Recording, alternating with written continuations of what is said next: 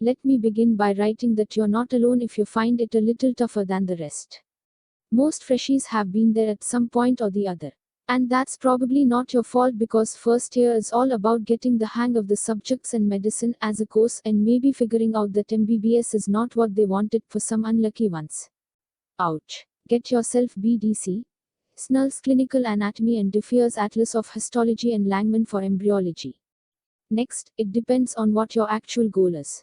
If you want to truly develop an interest in the subject and know it like the back of your hand, you have to invest some time on that. I believe that most colleges begin with upper limb and then move on to the rest of the parts. So, this should be your ideal routine for every portion. Every time they show you a specimen, try to correlate the same with what you read in the book. There's nothing that worked best for me than seeing and remembering. Go back and trace the same in your Netter's Atlas.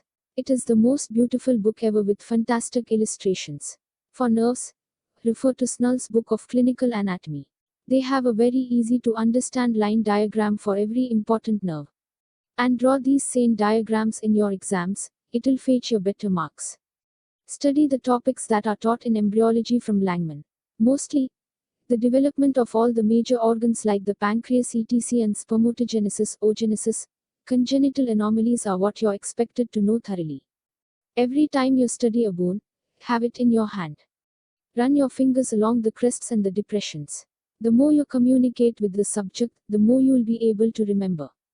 Diagrams. Red for arteries, black for nerves, brown for muscles, yellow for fat and green for fascia and dark green for ligaments.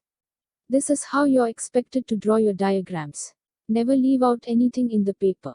Even if you do not know it, write down something. But never leave out any questions.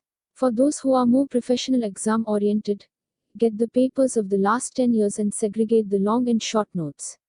And study accordingly. Though honestly writing, you'll have to do this for every subject even if you like the subject just for rapid revisions before the exams. Also, I like making concise notes for certain topics that I thought were important or diagrams that helped me understand something better. And I made it a habit to stick the same to the relevant topic in BDC just so I don't have to flip through 2-3 books to find what I need. As for histology, most people won't know A from B when it comes to it. When you see a slide, study and see if you can really make out stuff or not. If not, there are hacks to identify a slide. Like, if you see a slide from the tongue or maybe kidney with your naked eyes, the tissue will actually look like the organ itself. Bone and nerves will always be black. The only problem you'll have will be with the muscles. I believe that there shall be revision classes before you go for your university exams.